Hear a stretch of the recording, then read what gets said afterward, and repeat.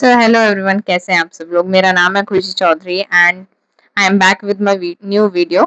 पहले तो मैं अपनी लाइफ अपडेट दे देती हूँ। कल एमसीसी राउंड 1 का रिजल्ट आया एंड मेरे को उसमें कुछ भी अभी अलॉट नहीं हुआ है। ये बात मेरे को पता थी कि राउंड 1 में मेरे को कोई भी कॉलेज अलॉट नहीं होगा फ्रॉम एमसीसी। एमसीसी में राउंड 2 से शुरू होगा मेरे को अलॉट होना एंड मेरे स्टेट में मेरे को राउंड 1 में अलॉट हो जाएगा। और इसीलिए अभी मैं स्टेट के राउंड 1 के लिए वेट कर रही हूँ। So coming back to the video.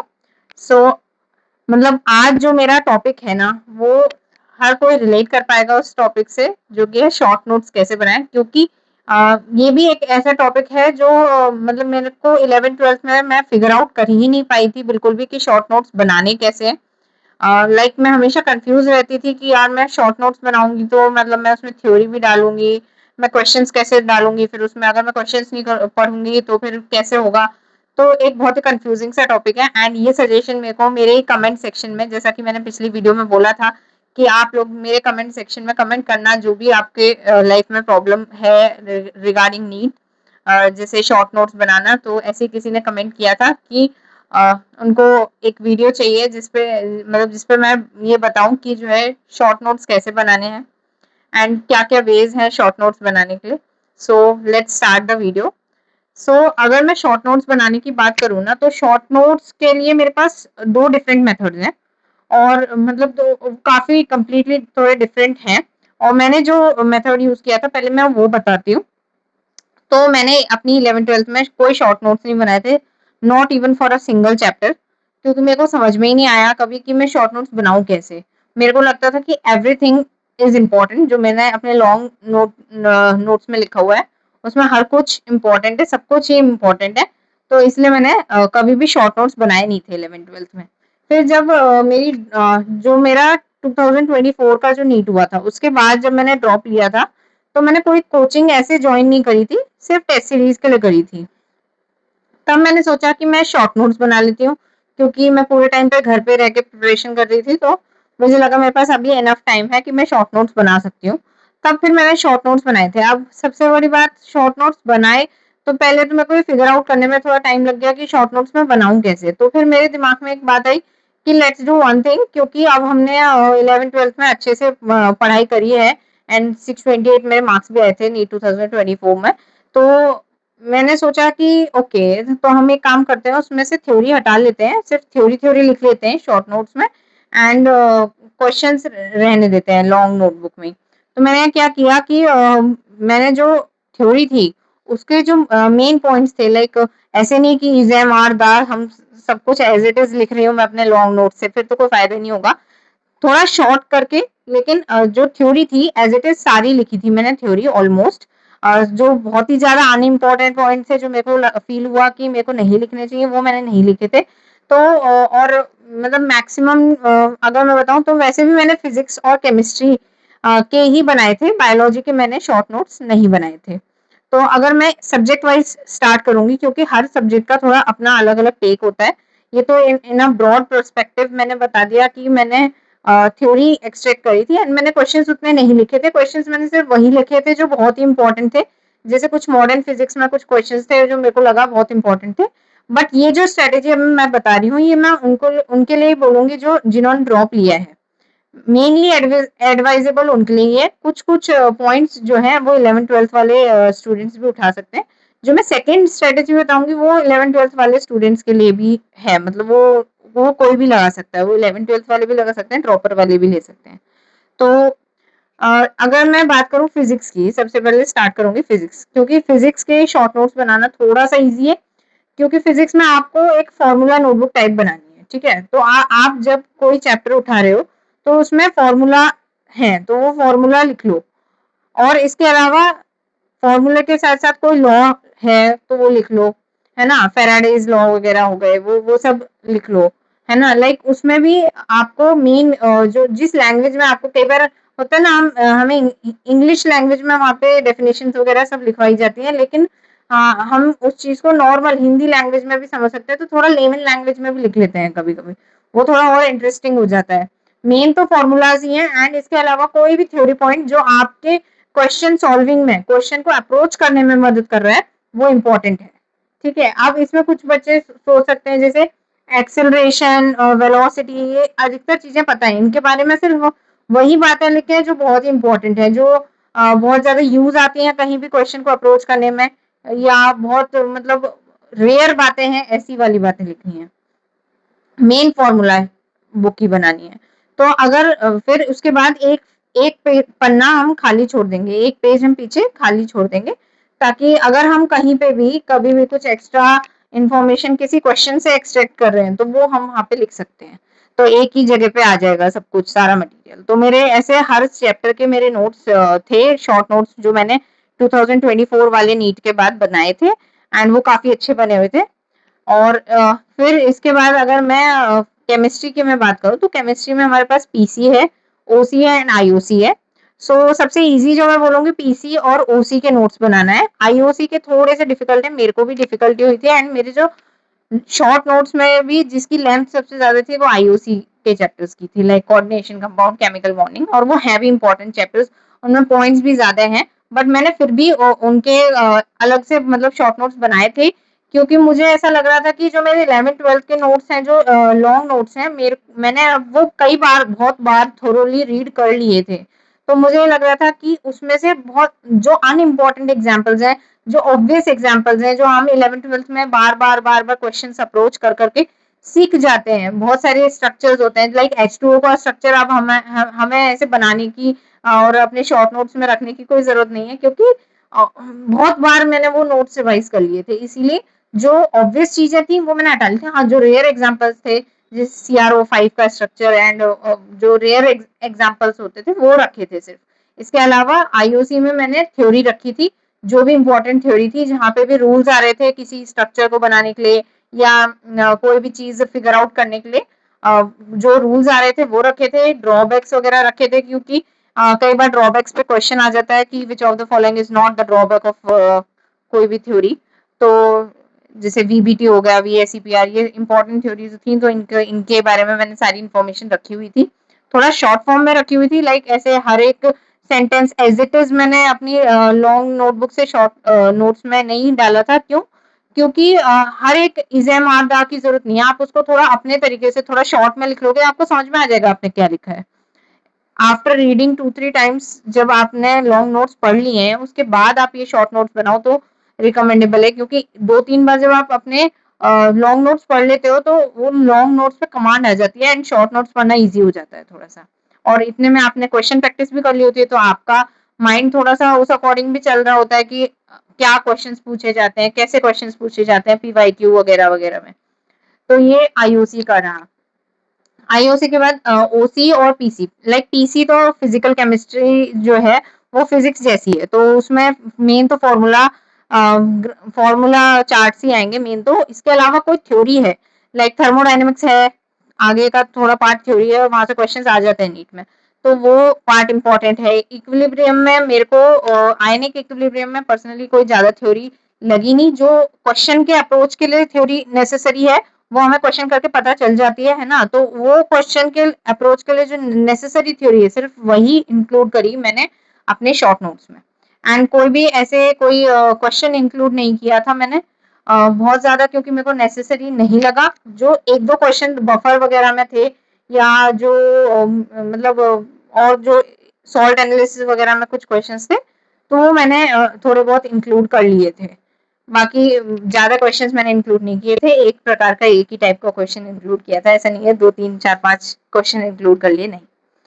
फिर इसके बाद ओसी की मैं बात करूँ तो सबसे आसान मेरे को ना ओसी का ही लगा बनाना। आइसोमेरिज्म का तो लिटरली जो मेन जो बेसिक वाले आइसोमेरिज्म है ना, लाइक ज्योमेट्रिकल और ऑप्टिकल आइसोमेरिज्म को छोड़ के जो बाकी के हैं, चेन आइसोमेरिक स्ट्रक्चर, वो तो मेरे एक एक पन्ने पे खत्म हो गए थे, एक पेज पे खत्म हो गए थे। सो ओसी का मैं बोलूंगी बहुत शॉर्ट में टू द पॉइंट बात लिखनी है, जो आपने क्वेश्चन करते वक्त एक्सपीरियंस कर लिया कि यही पूछा जा रहा है, ऐसे ही पूछा जा रहा है।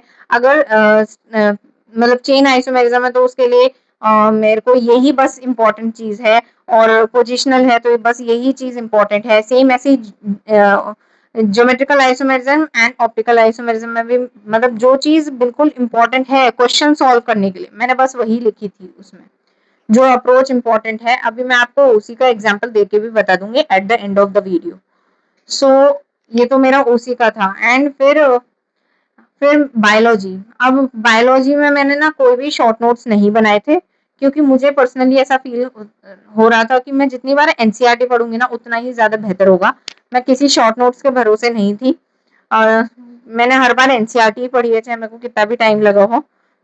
एनसीईआरटी में हाँ मैंने चीजें मार्क कर ली थी। जैसा कि मैंने अपनी एक बायोलॉजी रिसोर्सेज की वीडियो में भी मेंशन किया है कि मैंने उसमें चीजें बहुत ही अलग तरीके से मार्क करी हुई थी, like in a form of question format के फॉर्म में मैंने मार्क करी हुई थी। कहाँ ट्रू और फॉल्स बन सकता है, कहाँ एमसीक्यू बेस्ड बन सकता है, कहाँ मल्टी स्टेटमेंट क्वेश्चन बन सकता है, उसका मैंने 1 2 3 जैसे हम बोर्ड में पॉइंट्स याद करते हैं ना, वैसे ही 1 2 3 के फॉर्म में मैंने वो याद किए हुए थे। एंड मतलब वो क्वेश्चन फॉर्मेट में जो मार्किंग्स थी ना वो बहुत काम आई मेरे को लास्ट में जल्दी जल्दी रैपिड रिविजन लगाने में। तो मैंने एक मंथ में 2 3 बार रिविजन कर लिया था फिर उसका लास्ट मंथ में। और फिर रीनीट के टाइम पे भी मेरे को वो काफी यूजफुल लगी। फिर तो ये तो मेरी फर्स्ट अप्रोच थी जो मैंने यूज करी थी, क्योंकि मैं भी उस टाइम नई थी इस एरिया में, लाइक शॉर्ट नोट्स, क्योंकि मैंने 11th 12th में बनाए नहीं थे, मैंने आज तक किसी से गाइडेंस ली नहीं थी, तो मुझे पता ही नहीं था कि शॉर्ट नोट्स बनाने कैसे हैं। तो ये मेरा तरीका था जो मैंने फिगर आउट किया था उस टाइम पे।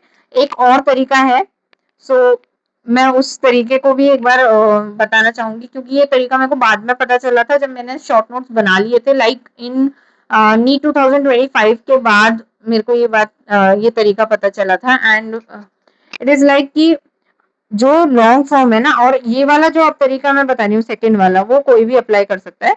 और जो फर्स्ट वाला तरीका था उसमें जो जो मेनली तो वो ड्रॉपर्स अप्लाई करें तो ठीक रहेगा। और जो 11th 12th में जो फर्स्ट अटेम्प्टर्स हैं उनके लिए मैं बोलूँगी फिजिक्स का फॉर्मूला शीट और ओसी वाले नोट्स वो एज इट इज फॉलो कर सकते हैं जैसे मैंने बताया। एंड इसके अलावा पीसी की फॉर्मूला शीट वो फॉलो कर सकते हैं, आईओसी का एंड बायोलॉजी का वो फिगर आउट कर सकते हैं जैसे उन्हें मन करे। बाकी मेरा तरीका तो वही था। बायोलॉजी में तो मैं भी यही बोलूंगी कि एनसीईआरटी पढ़नी चाहिए बार बार, जितनी बार आप पढ़ोगे आपको वो मतलब वो पेज ऐसे ही याद हो जाएगा, दिमाग में आएगा। जब वो क्वेश्चन आएगा ना तो वो पेज वो पोजीशन दिमाग में आती है फिर। सो आगे नेक्स्ट मेथड की तरफ बढ़ते हैं। सो जो नेक्स्ट मेथड है वो कुछ इस तरीके से है, लाइक आपकी जो लॉन्ग नोट्स की कॉपी है, जो भी नोटबुक है उसमें आपने जिस भी चैप्टर के बनाए हुए हैं आपने टेस्ट भी दिया है कितनी बार है ना उन चैप्टर्स का। एंड मतलब आपने पीवाईक्यू भी अटेम्प्ट किए हैं, तो और आपने वो नोट्स 1 2 बार पढ़ लिए हैं, तो अब आपको समझ में आ जाएगा कि किससे पीवाईक्यू ज्यादा आए हैं, किस टॉपिक से क्वेश्चन ज्यादा है, कौन सा टॉपिक ऐसा है जहाँ आपकी गलती ज्यादा होती है। तो आप क्या कर सकते हो, उस लॉन्ग नोटबुक में ही एक डिफरेंट कलर के पेन से आइदर पेंसिल से किसी से मार्क मार्क कर सकते हैं कि ये वाला ना इम्पोर्टेंट है, ये आपके शॉर्ट नोट्स में इंक्लूडेड है, ये आपको मेनली यही आपको पढ़ना है। फिर जब आपको कभी रैपिड रिवीजन करना है ना तो आप सिर्फ उन बॉक्सेस को ही पढ़ेंगे, लाइक जहाँ पे आपने वो बॉक्स बनाया है या जहाँ आपने वो कलर पेन से मार्क किया है सिर्फ आप उसी को पढ़ेंगे। एंड बाकी का आप नहीं पढ़ेंगे उस पेज पे, चाहे वो कोई क्वेश्चन हो या कुछ भी हो वो आप नहीं पढ़ेंगे, सिर्फ वो इम्पोर्टेंट बॉक्स ऑफ इंफॉर्मेशन ही आप पढ़ेंगे। सो फिजिक्स में तो मैं ये बोलूंगी कि एक बार आप फॉर्मूला शीट बना ही लें तो थोड़ा सा क्विक, थोड़ा हैंडी हो जाता है और थोड़ा इजी हो जाता है टू मतलब रिवाइज इट, है ना। तो ये जो मैं ये बॉक्स स्ट्रेटेजी बता रही हूँ ये आप आईओसी के लिए यूज कर सकते हैं। मुझे जब ये बाद में पता चली थी तो इवन आई वाज थिंकिंग कि मेरे को आईओसी के लिए यही वाली चीज रखनी चाहिए थी, दैट इज बॉक्स वाली, क्योंकि थोड़ा सा टीडियस हो जाता है एक तो बनाना और शॉर्ट नोट्स, है ना। और फिर 11th 12th में जो बच्चे हैं और मतलब उनको क्या है, कई बार लगता है कि जो है मतलब बहुत टाइम लग रहा है अलग अलग से शॉर्ट नोट्स बनाने के लिए, या जिसको भी अगर कोई ड्रॉपर भी है एंड वो कोई कोचिंग कोचिंग में ज्वाइंड है तो उनको भी यही लगता है कि यार टाइम हमारे पास उतना है नहीं एंड हम इतने शॉर्ट नोट्स कैसे बनाएं। तो आप अपनी लॉन्ग नोटबुक में ही आप एक अलग कलर से मार्क कर सकते हैं कि ये वाला एरिया मेरा गलत हुआ था, ये वाला एरिया इंपॉर्टेंट है। और उसके लिए भी डिफरेंट मार्किंग रख सकते हैं, लाइक रेड और ग्रीन रख लिया, तो रेड जहां आपका गलत हुआ था एंड ग्रीन जहां से पीवाईक्यू ज्यादा आते हैं। तो इस तरीके से ऐसा नहीं है कि हर एक सेक्शन को मार्क कर लिया कि पीवाईक्यू ज्यादा आते हैं, नहीं, ऑब्वियसली नॉट। लाइक मतलब आपको सिर्फ वही एरिया मार्क करने हैं मेनली जो आपको टफ लगते हैं या जो आपको लगता है कि मेरे शॉर्ट नोट्स में इंक्लूडेड होने चाहिए थे, जो चीज आप पेपर पे लिखते हैं वो आपने एज इन बॉक्स मार्क कर ली वहां पे, तो वो थोड़ा सा क्विक हो जाएगा। बाकी फिजिक्स के लिए तो मैं बोलूंगी कि फॉर्मूला शीट बनानी चाहिए। पीसी के लिए भी आप चाहो तो बना लो फॉर्मूला शीट, नहीं तो बॉक्स वाले तरीके से। आईओसी के लिए बॉक्स वाला तरीका बेस्ट है मेरे ख्याल से। तो उसी के लिए कई बार लॉन्ग नोट्स भी काम आ जाते हैं, मेरे हिसाब से शॉर्ट नोट्स बनाने चाहिए। So let's show me the let me show OC notebook of mine. So तो ताकि आपको थोड़ा सा अंदाजा मिले कि मतलब कैसे आपको नोट्स बनाने हैं, शॉर्ट नोट्स। लाइक कोई भी अगर रिएक्शन है तो आप उसको इस फ्लो चार्ट के फॉर्म में लिख सकते हैं, जैसे मैंने लिखा हुआ है। जैसे यहाँ पे मैंने लिखा हुआ है कि RX है और इसके डिफरेंट रिएजेंट्स के साथ मैंने इसकी रिएक्शन शो करी है एंड फाइनल प्रोडक्ट बना कर लिखा हुआ है। और हर एक का मैंने एक तरीका भी लिखा हुआ है कि कहाँ पे कैसे आयनाइज होगा, लाइक K+CN माइनस, तो यहाँ पे C के ऊपर माइनस होगा तो RCN बनेगा। एंड यहाँ पे RX पे फिर अल्कोहलिक AgCN का डाला है तो Ag, और ये कोवेलेंट बॉन्ड है C ट्रिपल बॉन्ड N, और N के ऊपर लोन पेयर होंगे तो यहाँ लोन पेयर अटैक करेंगे, तो यहाँ से कंसेप्ट क्लियरिटी भी आती है। तो आप ऐसे ऐसे लिख सकते हैं, है ना। और कोई भी ट्रिक है यदि तो उस ट्रिक को आप लिख सकते हैं, कोई पॉइंट है तो आप उसको लिख सकते हैं। अब लाइक ये मेरी लॉन्ग नोट्स की कॉपी है, तो इसमें जैसे यहाँ से हेलो एल्केन हेलो एरीन वाला चैप्टर स्टार्ट है, तो उसमें ये बेसिक टर्म्स है, इन्हें मैं अपनी शॉर्ट नोट्स में जरूर लिखूंगी, ठीक है। खास करके विसिनल एंड जेमिनल वाले को, पर बाकियों को भी मैं लिख लूंगी शॉर्ट नोट्स में। फिर polar solvent and non polar solvent का है, तो इसको मैं बहुत शॉर्ट में लिख दूंगी। लाइक पोलर सॉल्वेंट में बस contain active H, strong H, बस इतना काफी है। एंड पोलर एप्रोटिक वाले में मैं बस लिखूंगी not contain active H, and इसके कुछ ये एग्जांपल्स भी लिख लूंगी, ये वाले ये इंपॉर्टेंट है, इसके नहीं लिखूंगी कोई भी एग्जांपल। स्ट्रॉन्ग एच बस, strong H is like S double bond O H वाला, फिर ट्रिपल बॉन्ड के साथ जो ओ एच के साथ होगा एच, फिर जो एन के साथ होगा एच, और जो हेलाइड के साथ होगा एच, तो वो मेरे लिए अंडरस्टैंडेबल था। तो ऐसी जो चीज आपके लिए अंडरस्टैंडेबल है आपकी लैंग्वेज में, वो आप उसको एज एन ट्रिक के फॉर्म में भी लिख सकते हो, आप उसे याद रखोगे एज इट इज। अलग से एग्जाम्पल्स बहुत सारे लिखने की जरूरत नहीं है। और जैसे ये इंपॉर्टेंट पॉइंट्स थे कुछ, तो वो मैंने ये जैसे शॉर्ट में लिख लिए थे ये मैंने अपनी नोटबुक में। अभी क्या है मेरे पास वो नोटबुक नहीं है तो मैं वो आपको शो नहीं कर सकती, बट इसके अलावा जैसे न्यूक्लियोफिलिसिटी और बेसिसिटी का ऑर्डर कई बार पूछ लेते हैं, तो मैंने बहुत ज्यादा एग्जांपल नहीं लिखे थे इस पे, एक आधा कोई एग्जांपल लिखे थे मैंने। लाइक यहाँ पे समटाइम्स डिफरेंट जो हो जाता है ना, बस उसके ये FCl Br वाले मैंने एग्जांपल्स लिखे थे बस। जो चीज नेसेसरी है सिर्फ वही लिखनी है, सारी चीजें नहीं लिखनी होती हैं। लाइक SN1 और SN2 का जब मैंने कंपैरिजन किया हुआ है यहाँ पे, तो ये कंपैरिजन मैंने लिखा था, और यहाँ पे क्योंकि मैंने ये ऑलरेडी बहुत ही शॉर्ट फॉर्म में लिखा हुआ है, तो या तो अपनी लॉन्ग नोट कॉपी में ही आप इतना शॉर्ट लिख लें, नहीं लिख रहे हैं तो लॉन्ग नोट कॉपी में ही बॉक्स वाली स्ट्रेटेजी अप्लाई कर सकते हैं। नहीं तो शॉर्ट नोट्स ही अगर अलग से बनाने हैं तो आप ऐसे टेबुलर फॉर्म भी बना सकते हैं। ये जैसे मैंने बहुत ही शॉर्ट में लिखा हुआ है, कुछ भी सेंटेंस नहीं है यहाँ पे, सब कुछ बस मेरे को अंडरस्टैंडेबल है, बस इतना है।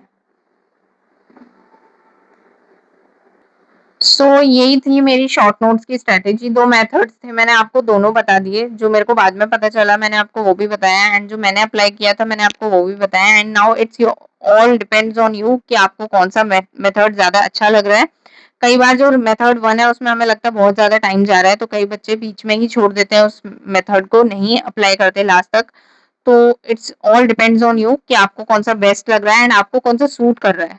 तो thank you so much for watching and keep supporting my channel. And अभी भी वो चीज कायम है, आपको कमेंट सेक्शन में कमेंट करना है जो भी आपकी प्रॉब्लम्स हैं, जो भी आपके सजेशंस हैं मेरे को आगे वीडियो जिस पे भी बनानी चाहिए, एंड जो भी आपके प्रॉब्लम्स हैं वो भी आप कमेंट कर सकते हैं। मैं कमेंट के रिप्लाई में भी आपको सॉल्यूशन देने की कोशिश करूंगी। एंड अगर मेरे को लगेगा कि बहुत ही थोड़ा बड़ी प्रॉब्लम है एंड इस पे मेरे को वीडियो बनानी चाहिए डेडिकेटेड, तो मैं उस पर वीडियो भी बनाऊंगी। So keep commenting and keep supporting. Thank you so much for watching. Like, share and subscribe my channel. Okay, bye bye.